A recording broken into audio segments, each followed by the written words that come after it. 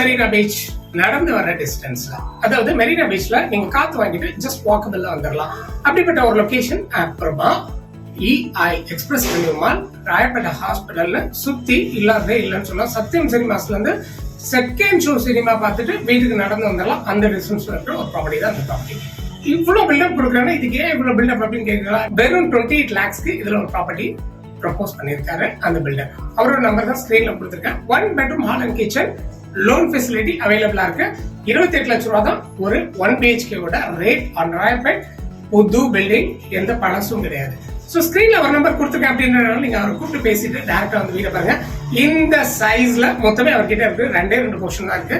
இதுக்கு அடுத்ததா 450 ஸ்கொயர் ஃபீட்ஸ்ல இன்னொரு போர்ஷன் வச்சிருக்காரு. தட் 45 lakh rupeesக்கு நம்மளால பர்ச்சேஸ் பண்ண முடியும்.